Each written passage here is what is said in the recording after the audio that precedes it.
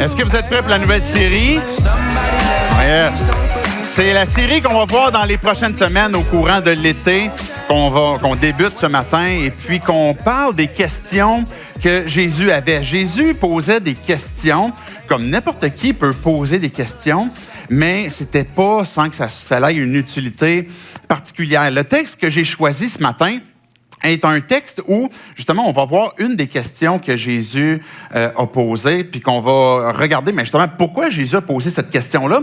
Et au courant de cette histoire-là, on va voir justement la raison pour laquelle Jésus posait des questions. Donc, je vous garde en haleine en ce qui concerne l'introduction comme telle de la série. Pourquoi est-ce qu'on aborde des questions de Jésus? Parce qu'on va le voir dans le texte. Et le texte que j'ai choisi est un texte que j'affectionne particulièrement parce qu'il me parle à chaque fois beaucoup quand je le lis.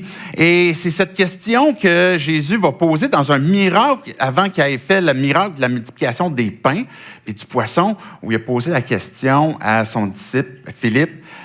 Où c'est qu'on va acheter des pains? C'est une histoire que j'aime beaucoup et je ne veux pas étirer trop longtemps le discours de ce matin parce qu'on en a parlé, on a beaucoup de choses qui s'en viennent après et puis on a un lunch à aller chercher justement, on va aller chercher justement notre morceau de pain pour le reste de la journée pour qu'on soit capable de faire nos déménagements.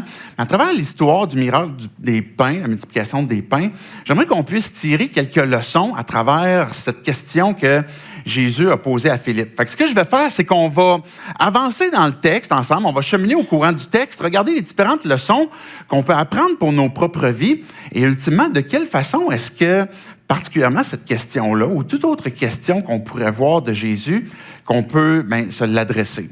Si vous êtes dans une démarche aussi où est-ce que vous êtes en train de rechercher, mais qui est Jésus, c'est quoi ça l'Église 180, on disait tantôt, c'est quoi qui croit, etc., la série de cet été qu'on va avoir sur les questions de Jésus est une excellente série justement pour démystifier un peu c'est quoi l'œuvre de Jésus, c'est quoi qu'il faisait, c'est qui il est, puis pourquoi est-ce qu'il y a tant de gens encore aujourd'hui, dont l'Église 180 et plusieurs autres églises à Québec, le suivent et puis vont l'adorer.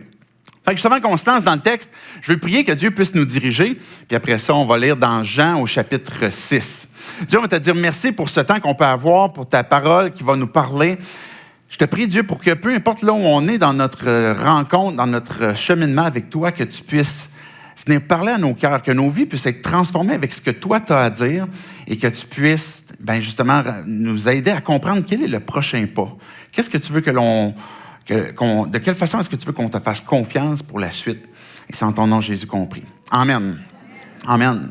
Donc, dans Jean, au chapitre 6, je vais commencer avec les 4 premiers versets où on va voir une première leçon qu'on va tirer de cette histoire-là qui va culminer vers la question de Jésus. Jésus s'en alla de l'autre côté du lac de Galilée et une grande foule le suivait parce que les gens voyaient les signes miraculeux qu'il faisait sur les malades. Jésus monta sur la montagne et là, il s'assit avec ses disciples. Or, la Pâque, la fête des Juifs, la fête juive était proche. Une première leçon qu'on peut tirer, cette histoire qu'on voit de la multiplication des pains révèle la recherche primaire du cœur humain. On voit que, Jésus s'en va de l'autre côté, c'est la fête juive, la Pâque, et puis il y a beaucoup de gens qui sont là à Jérusalem, qui sont dans le secteur, qui reviennent en Israël pour célébrer la fête de la Pâque. Donc, il y a beaucoup de gens. Et puis là, on voit que Jésus, il s'en va sur la montagne, et puis il y a beaucoup de gens qui le suivent. Et pourquoi ils le suivent? On voit dans le verset 2, il y a une grande foule qui le suivait parce que les gens voyaient des signes miraculeux que Jésus faisait sur les malades.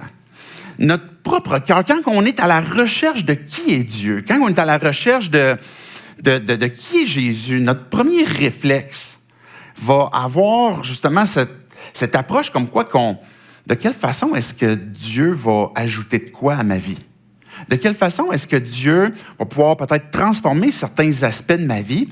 Et on est peut-être curieux, on veut voir, peut-être qu'on a entendu parler, vous avez un ami qui vous a parlé, « Hey, moi, Dieu a fait un miracle dans ma vie, telle chose est solutionnée, Dieu a fait telle affaire. » Puis vous êtes curieux, vous voulez savoir, vous vous questionnez un petit peu plus sur Jésus.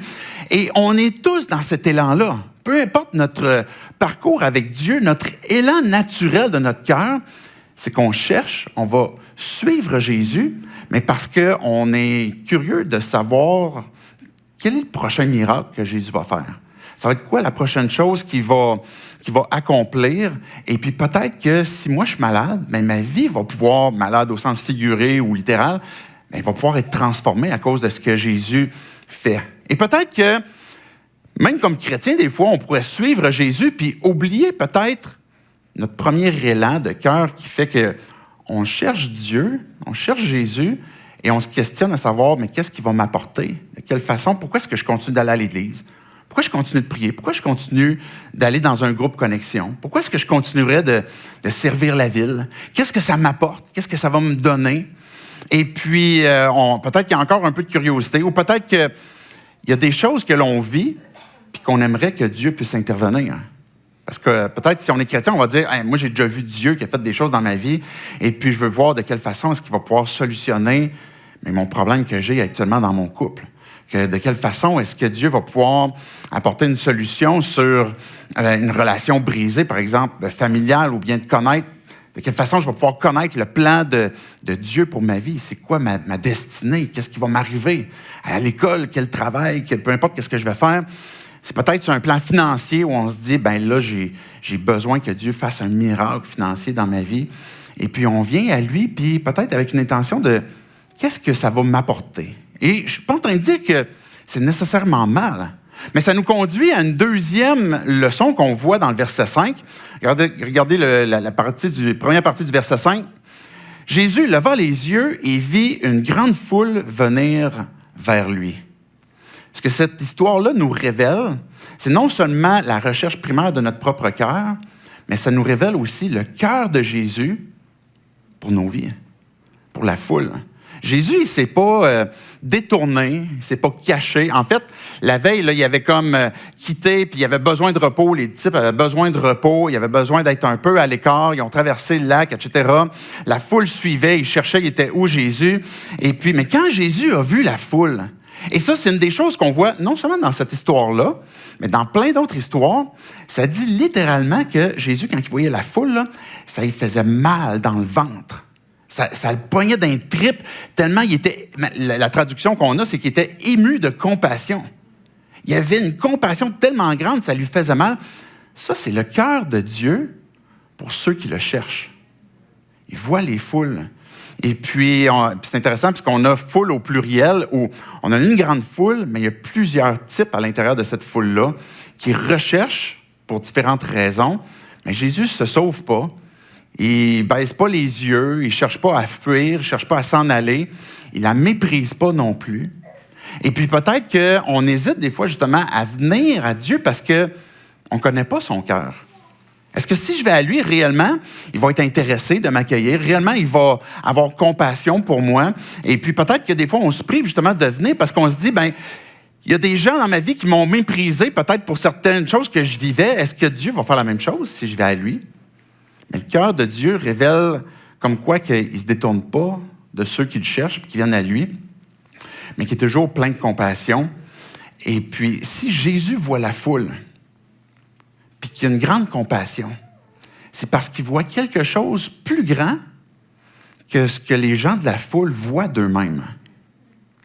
Nous, on pourrait venir à lui parce qu'on a une situation financière qui est catastrophique, notre situation conjugale est catastrophique, on vient à lui parce que la santé va pas bien, puis on vient à lui, puis il a compassion de nous, mais il voit quelque chose qui est encore plus grand que peut-être nous, on n'est même pas conscient. Un besoin encore plus grand que notre besoin financier, notre besoin de restauration, notre besoin de santé. Et puis les miracles sont pas, pour Jésus, les miracles ne sont pas une fin en soi. Le miracle comme tel, c'est pas quelque chose comme quoi que, OK, si je vais à Dieu, si je vais à Jésus, puis il accomplit un miracle, maintenant, c'est réglé. Et une fois que je vais à lui, le miracle va être fait, ben, j'ai plus besoin d'aller plus loin. Mais pour Jésus, le miracle, c'est un teaser. Je sais pas comment on dit ça en français, là, c'est quoi? Un avant-goût. Ah, voilà, c'est bon ça. C'est un avant-goût. C'est quelque chose qui nous emmène à considérer plus loin. Et quand Jean va parler des miracles, mais pour lui, c'est des signes. C'est une métaphore. Il va faire des miracles, oui, pour prendre soin de l'aspect terrestre que l'on peut avoir, mais il va faire le miracle aussi pour que notre âme puisse faire la réflexion, ça veut dire quoi dans le fond, ce miracle-là?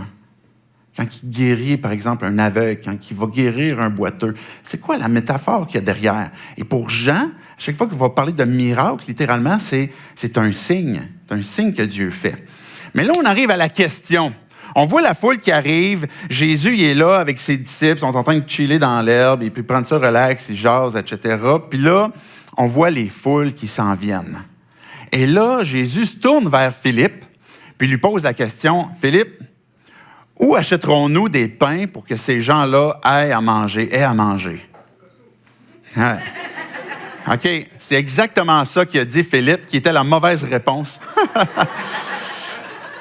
Philippe, il a dit, OK, mais moi, Jésus, on est capable de trouver 200 deniers, OK? 200 des pièces d'argent, il va le dire un peu plus loin là, dans le texte là, qu'on va lire, mais il va dire, on pourrait trouver comme 200 deniers, ce qu'on a réussi à trouver ici et là. Un denier, c'est une journée de travail, un salaire moyen, une journée de travail. Donc, 200, c'est plus qu'une demi-année de salaire. Fait que je ne sais pas si, j'ai pas vérifié c'est quoi le salaire moyen au Québec, mais mettons, on dit 40 000, mais ça va être 20 000.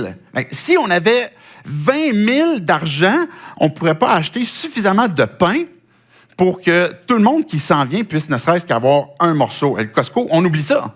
Ça ne marche pas. Ça ne pourra pas fonctionner. Puis même avec l'argent qu'on aurait d'une demi-année, on n'y arrivera pas. C'est intéressant parce que quand Jésus pose la question du pain, c'est parce qu'à l'époque, comme à notre époque, aujourd'hui, le pain, c'est un peu comme un accompagnement. Il faut comprendre que c'est vraiment une nourriture primaire.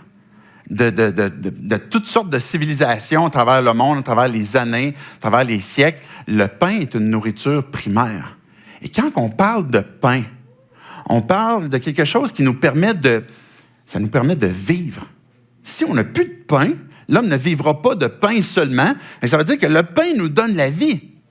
Fait que quand Jésus pose la question à Philippe, on va l'acheter où du pain? On va faire comment pour que cette foule-là puisse vivre encore, là, puis qu'ils vont avoir un repas à manger, puis qu'ils vont avoir de l'énergie pour pouvoir, après ça, aller faire des déménagements, je ne sais pas.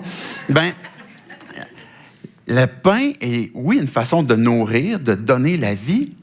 Et ce qui est intéressant, c'est que ça soit animal ou végétal, pour qu'on puisse manger, il faut qu'il y ait une vie qui soit perdue. Soit qu'on a coupé un fruit, soit qu'on a coupé un arbre, soit qu'on a abattu une bête. Et puis, quand, par exemple, on parle du poisson, ben, du blé, etc., il faut que le grain de blé meure, etc., bien, il faut qu'il y ait quelque chose qui, dans le processus, meure pour que, dans la suite du processus, la vie qui est sortie de travers cet élément-là soit transférée dans nos corps. Bien, Jésus est en train d'utiliser ce miracle-là qui s'en vient comme une métaphore. On a besoin de pain, on a besoin de vivre et de survivre aussi. Et puis, quand on voit, par exemple, on parle de la table du Seigneur, de la communion, ben c'est justement un lien direct où Jésus disait, ben, il va rompre le pain et il va dire, ceci est mon corps qui est brisé. Pourquoi? Parce que Jésus, ce qu'il est en train de vouloir illustrer, c'est que en donnant sa vie, puis que nous, on peut recevoir sa vie, ben que on va pouvoir vivre, on va pouvoir avoir quelque chose qui va répondre à un besoin plus grand que peut-être juste manger ce pain-là à ce moment-là qu'on va recevoir. Mais l'ampleur de la demande est beaucoup plus grande que ce que n'importe qui à ce moment-là peut supporter. Comment est-ce qu'on va faire pour acheter du pain pour 5000 personnes? On va dans le texte un peu plus loin qu'il y a 5000 hommes, puis là, ben, on pourrait considérer que les femmes et les enfants, fait que c'est peut-être un chiffre aux environs de 10 000 personnes qui sont là. Et comment est-ce qu'on va faire pour les nourrir? Comment est-ce qu'on va faire pour leur donner du pain? Et puis qu'on va pouvoir, ben, justement, prendre soin pendant ce temps-là. Philippe, il se gratte la tête, puis ben, tout ce qu'il a réussi à trouver, c'est 200 deniers. Je disais tantôt que les miracles sont là pour nous amener à réfléchir plus loin que uniquement du pain. On pourrait avoir, ben, OK, si je vais à Jésus et que j'ai besoin d'un miracle dans ma vie, ben, est-ce que ça peut aller plus loin que juste répondre à ça, puis que Dieu est en train de finalement m'apporter à travers cet élément-là qui est mon grand besoin, qui est en train de me révéler encore un plus grand besoin. Et s'il y a une foule de 10 000 personnes, le besoin est plus que de nourrir une foule de 10 000 personnes, mais ce que j'aimerais vous suggérer, c'est que cette foule de 10 000 personnes représente le besoin spirituel peut-être d'une personne, qui finalement, comment est-ce qu'on va faire pour subvenir à ça? On n'y arrivera jamais. On n'arrivera jamais à pouvoir régler cette question-là. Et puis, regardez le verset 6. Pourquoi Jésus a posé la question? Pourquoi Jésus pose des questions et disait cela pour le mettre à l'épreuve? Okay? Jésus a posé la question à Philippe parce qu'il voulait le mettre à l'épreuve. Est-ce que ça se peut qu'à un moment donné, Dieu nous pose des questions pour nous mettre à l'épreuve? La réponse est oui, pour qu'on se questionne. C'est intéressant parce que on dit, j'avais un ami qui était particulièrement impliqué dans la formation des adultes. Et puis, il disait, pour pouvoir enseigner un adulte, il faut faire plus que juste de l'enseignement. Il faut qu'on soit déstabilisé dans nos fondements. Puis c'est la meilleure façon qu'on va pouvoir retenir puis refaire peut-être les paramètres de ce qu'on a entendu. Comparativement à un enfant, il va s'asseoir et puis il va pouvoir écouter une histoire et puis il va accueillir certains trucs. Mais quand on est adulte, on est un petit peu plus sclérosé. Je ne sais pas si vous êtes comme moi, on est un petit peu plus fermé à vouloir voir les choses changer. Et quand Jésus pose une question comme « Philippe, on va les nourrir comment, ces gens-là? » Et là, il est clairement déstabilisé. Et c'est la raison pour laquelle on veut voir ces questions-là, c'est que Jésus provoque. Il provoque une réflexion. Il provoque peut-être nos prises de position. Il va provoquer aussi peut-être nos convictions qu'on peut avoir. Et puis, il va provoquer des choses que l'on croit, puis qu'il veut mettre à l'épreuve. Et puis qu'on va avoir l'occasion, est-ce que Jésus veut me révéler quelque chose de plus grand? Est-ce qu'il veut m'amener au-delà de ce que moi je perçois, puis comprendre mon réel besoin? Mais ça nous amène à une autre leçon. Parce qu'on a vu que ce qu'on vient de voir à travers le verset 6, c'est que quand Jésus nous pose une question, à travers les questions qu'on voit au courant de l'été, c'est parce que ça se peut qu'on soit mis à l'épreuve. Ça se peut que ça questionne notre foi, nos convictions, puis que ça nous emmène en tant qu'Église à se repositionner, à se re-questionner, à ne pas tomber dans un mode religieux où on fait les choses par habitude. Mais ça nous emmène à la leçon de la suite du verset 6, que je trouve particulièrement encourageante. Jésus disait cela pour le mettre à l'épreuve, car il savait ce qu'il allait faire. Avant même que le problème arrive, Jésus savait ça allait être quoi sa solution. C'est incroyable pareil, hein? Il a posé la question à savoir comment est-ce qu'on va faire pour nourrir la foule? Il faisait ça pour le mettre à l'épreuve parce que Jésus, il savait déjà c'est quoi qu'il allait faire. On vit des difficultés, on vit des problèmes, on a des besoins qui sont plus grands que nature, plus grands que ce que nos ressources peuvent apporter pour solutionner ces besoins-là. Et puis, des fois, Jésus, il fait exprès de nous amener au bout de nos ressources pour qu'on se questionne, c'est quoi qui me donne la vie? C'est quoi qui me garde en vie? C'est quoi qui me donne l'espoir? C'est quoi qui fait que le matin que je me lève, j'ai envie de continuer, j'ai envie de connaître Dieu encore de plus en plus? Mais c'est parce que je peux faire confiance que Jésus, il connaît déjà ce qu'il va faire. Puis il n'est pas impressionné par la grandeur d'une foule de 10 000 personnes.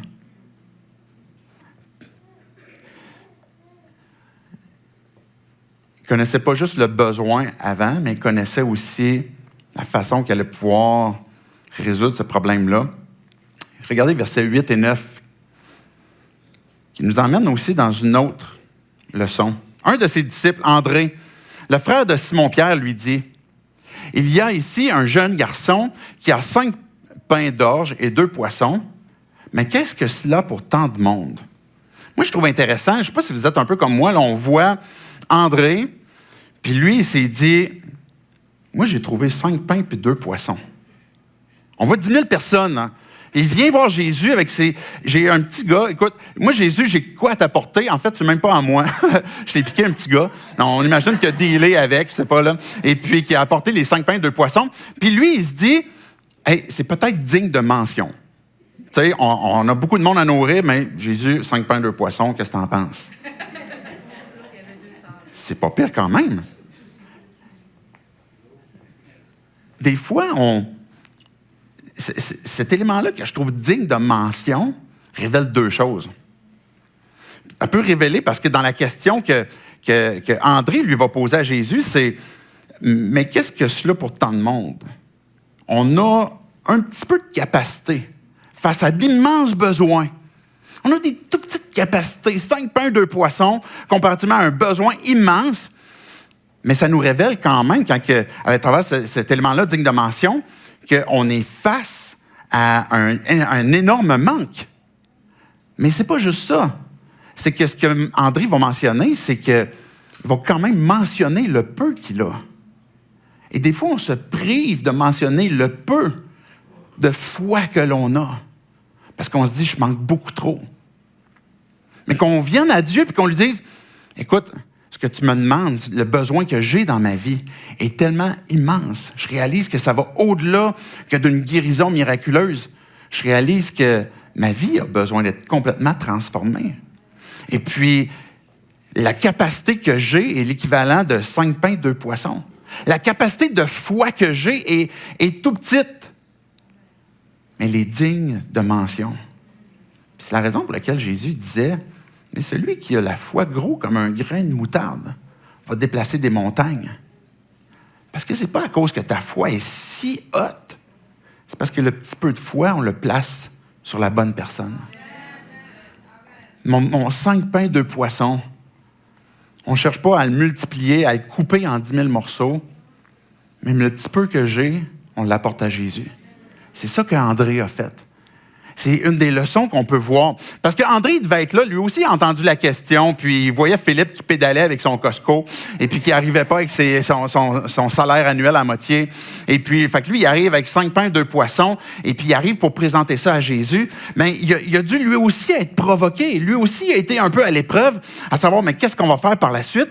Et mais apportons à Dieu la petite foi que l'on peut avoir, nos 5 pains, 2 poissons, parce que Dieu est un multiplicateur. Il est capable de multiplier. Si on lui apporte 0, ben 0 multiplié par 0, je ne suis pas fort en maths, mais je sais que ça donne 0. Et si on apporte 5 pains, 2 poissons, il y a cette capacité de multiplication. Quand on lui apporte notre foi, il est capable de transformer au-delà de notre besoin terrestre, mais transformer notre cœur, transformer nos vies, transformer... Je parlais de pain tantôt qui donne l'existence. Okay? Je vais dire comme ça, existence, c'est-à-dire qu'on respire, le mouvement, l'être, on est capable de bouger, on se lève le matin, etc. Mais le pain que Dieu offre, non seulement il donne l'existence, mais il donne la qualité de vie aussi, qui fait qu'on va être nourri beaucoup plus que, oui, sur certains aspects terrestres ou limités, mais notre vie entière va être transformée. Puis c'est pour ça que Jésus disait, je suis venu pour apporter la vie, puis la vie en abondance. Puis regardez la suite au verset 10 et 11. Jésus dit, « Faites asseoir ces gens. » Il y avait beaucoup d'herbes à cet endroit. Ils s'assirent donc au nombre d'environ 5 000 hommes. Jésus prit les pains, remercia Dieu et les distribua aux disciples qui les donnèrent à ceux qui étaient là. Il leur distribua de même des poissons, autant qu'ils en voulurent. Jésus, il dit, « OK, apporte-moi tes 5 pains, 2 poissons. On va partir avec ça. » Il se présente devant son Père et il remercie son Père parce qu'il le sait que Jésus est toujours exaucé. Il le sait que Dieu va révéler son œuvre. Il le sait, Jésus, de quelle façon est-ce que le message qui va suivre va amener les gens à réfléchir plus loin que juste un morceau de pain. Puis il remercie son Père. Puis finalement, l'épreuve qu'il avait donnée à Philippe et à tous ses autres disciples, parce qu'en fait, dans d'autres évangiles, on a la phrase de Jésus qui dit « Donnez-leur vous-même à manger ». Mais Jésus, comment tu veux qu'on fasse ça? 5 pains, 2 poissons, comment tu veux qu'on leur donne à manger? Ils ont apporté le peu qu'ils avaient, et puis Jésus leur a redonné aux disciples qui finalement se sont trouvés à, par la foi, obéir à ce que Jésus leur a demandé. Il les a nourris. Les 12 disciples ont nourri la foule à travers ce que Jésus venait de faire. Et la leçon qu'on tire à travers ça, c'est que Dieu nous invite à son œuvre. Dieu nous invite à lui obéir, il va faire asseoir la foule qui est là. Jésus va remercier son Père, il donne aux disciples le pain, etc. Les disciples donnent ensuite à la foule. Imaginez asseoir une foule. Mettons, on dit 5 000 hommes, plus femmes et enfants. Ça devait être long quand même, là. c'est quand même une pas pire foule, faire asseoir dans l'herbe tout le monde, puis ensuite le distribuer. Fait que c'était quand même une tâche qui était difficile. Et puis les disciples ont quand même nourri la foule. Et je trouve que ça, c'est une belle leçon aussi pour l'Église. Parce que des fois, on pourrait recevoir cette question-là aussi en tant qu'Église, de Jésus. Est-ce qu'on est prêt à lui obéir? Est-ce qu'on est prêt à lui faire confiance? Est-ce qu'on est prêt à avoir cette vision que Dieu a pour son Église, d'avoir un impact, par exemple, dans la ville, de pouvoir avoir un témoignage vivant pour qu'on puisse être les lumières, que Dieu veut qu'on soit, la lumière du monde, qu'on puisse briller, qu'on puisse être le sel de la terre. Mais est-ce qu'on est prêt à sortir de notre confort puis dire, OK, je veux me joindre. Je veux me joindre à la mission, je veux me joindre à l'œuvre dans laquelle Dieu m'invite. Et puis, je vais avoir cette foi-là qui va être audacieuse, qui est bold, qui fait que je veux croire puis je suis prêt à avancer. Et quand on vient à Dieu, et puis j'ai presque terminé les leçons de ce miracle-là. Mais une autre leçon qu'on voit dans les versets 12 à 15, c'est que quand Dieu, on lui apporte, quand on vient à lui, on lui apporte le peu que l'on a, qu'on voit le miracle, il va avoir une abondance, même qui va rester. Lorsqu'ils furent rassasiés, OK, là, c'est très différent de l'idée de Philippe au tout début avec 200 deniers et que là, peut-être un morceau pour tout le monde, peut-être qu'on va réussir à nourrir un petit peu tout le monde. Mais là, c'est une autre affaire. La foule entière est rassasiée. Okay? Ils sont full au bouchon, comme on dit en québécois. Il dit, alors, lorsque les disciples, pas les disciples, mais lorsqu'ils furent rassasiés, il dit à ses disciples, ramassez les morceaux qui restent afin que rien ne se perde. Ils les ramassèrent donc et ils remplirent combien de paniers? 12. Sont combien de disciples à ce moment-là? C'est intéressant, hein? C'est une belle leçon d'objet que Jésus vient de leur donner. Et 12 paniers pleins avec les morceaux qui restaient des 5 pains d'orge après que tous eurent mangé. À la vue de ce signe miraculeux que Jésus avait fait, ces gens disaient, cet homme est vraiment le prophète qui doit venir dans le monde. Cependant, Jésus, sachant qu'ils allaient venir l'enlever pour le faire roi, se retira de nouveau sur la montagne tout seul. Jésus, il multiplie les pains, tout le monde est nourri, full au bouchon, autant de pain qu'ils en veulent, et puis du poisson qu'ils veulent, et puis après ça, il ramasse 12 corbeilles full. C'est l'abondance. Quand que Dieu intervient dans nos vies, quand on a cette foi, cette confiance qu'avec le peu qu'on peut lui apporter, non seulement il a la capacité de combler notre besoin pratiquement infini qui est spirituel, mais en plus, ça déborde. Un croyant qui déborde, une personne qu'on voit l'œuvre de Dieu dans nos vies. On va voir de quelle façon est-ce que l'œuvre de Dieu déborde. Ça ne veut pas dire que tous les problèmes sont réglés. Mais il y a quelque chose qui anime notre foi, qui anime notre espérance, puis que l'on voit que, à travers les actes, par exemple, quand l'Église se déploie, qu'ils se sont joints à l'œuvre de Dieu, il y a une chose qui revient régulièrement, c'est les disciples qui, remplis de l'Esprit, se mettent à parler. On voit que cette plénitude va conduire à une adoration, à un témoignage, à un service, à une action, et puis que ça va rassasier, puis ça va même déborder. C'est intéressant parce que le dernier verset qu'on a lu, au verset 15, dit « Cependant, Jésus, sachant qu'ils allaient venir l'enlever pour le faire roi, se retira de nouveau sur la montagne. » La foule est là, et ça nous emmène à l'avant-dernière leçon, que Jésus n'a pas juste besoin d'être accueilli comme un bon prophète. Jésus n'a pas juste besoin d'être accueilli comme un roi. Jésus avait besoin d'être accueilli aussi comme un prêtre. La foule disait de lui, « Hey, c'est le prophète qui devait venir. Les paroles qu'il nous dit nous font du bien, il dit des choses qui sont vraies, etc. » La foule le suit. Il suivait pour ses paroles, et il le suivait pour ses miracles. Maintenant, ils suivent pour ses paroles. Et puis, ils veulent de Jésus qu'il soit leur roi. C'est intéressant parce que c'est vraiment 3 rôles qui sont identifiés à Jésus comme Messie, comme étant le prophète, étant aussi le roi qui devait venir. Mais il y a quelque chose qu'ils n'avaient pas compris, ou que plusieurs de la foule n'avaient pas compris, puis qui n'était pas le temps de Jésus, c'est que Jésus devait être un prêtre, un grand prêtre. Et ça veut dire quoi? Ça implique quoi? ça implique qu'il devait donner sa vie. Et c'est ça qui transforme concrètement notre existence et notre âme. Et regardez le verset 35, et je conclus sur ce verset-là. Je vais inviter les musiciens à s'avancer. Peut-être que vous ne retiendrez pas toutes les leçons que j'ai mentionnées. En relisant le texte, vous allez pouvoir revoir la question de Philippe, puis écoutez qu'est-ce que l'Esprit est en train de vous dire, de quelle façon il est en train de vous inviter à appliquer cette histoire-là, puis de quelle façon faire la réflexion. Mais le verset 35 nous dit, dans la même histoire, quand que Jésus, on se retrouve le lendemain, après que la foule ait trouvé Jésus, et puis là, Jésus a un petit talk avec la foule, et puis Jésus va leur dire, verset 35, « C'est moi qui suis le pain de vie. Celui qui vient à moi n'aura jamais faim, et celui qui croit en moi n'aura jamais soif. » Cette métaphore, ce signe que Jésus est en train de montrer, du pain qui donne la vie, de quelque chose qui est mort, qui a permis d'avoir un pain qu'on a pu manger ensuite, obtenir une partie de vie dans un moment terrestre, momentané. Mais Jésus dit, moi, je suis le pain de vie.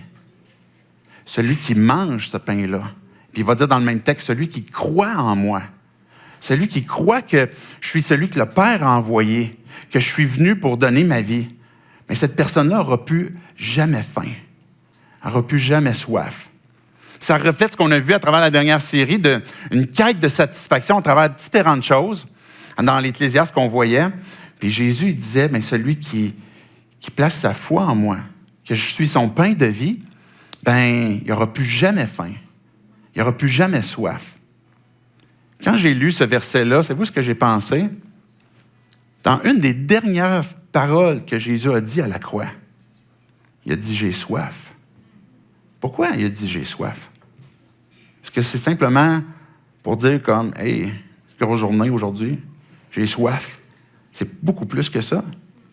C'est beaucoup plus qu'un élément terrestre. Oui, on peut voir que Jésus a réellement porté notre condition humaine, il a réellement porté notre faiblesse humaine, il a réellement eu besoin de boire de l'eau.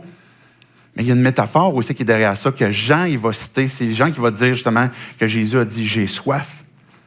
Jésus a accepté d'être séparé d'avec son Père pour porter notre plus grand besoin, qui est pour nous de pouvoir être réconciliés avec son Père.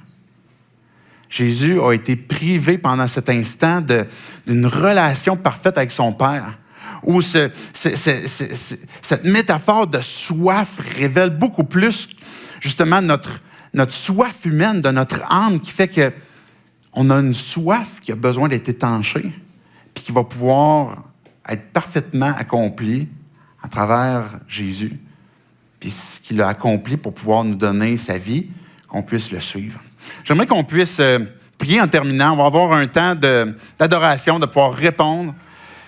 Je veux vous laisser avec la question qu'on a vue ce matin. Pensez plus loin que les pains. Mais quand vous êtes devant ce besoin-là, que peut-être vous portez actuellement, ben, de quelle façon est-ce que tu vas le combler?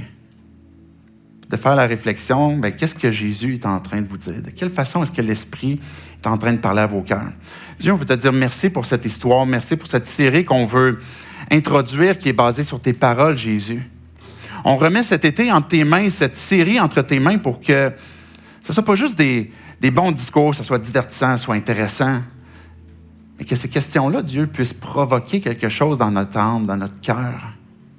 Qu'on soit croyant, qu'on soit en train de chercher qui tu es, Dieu, que tu puisses apporter justement des questions qui vont nous aider à pousser une réflexion plus loin.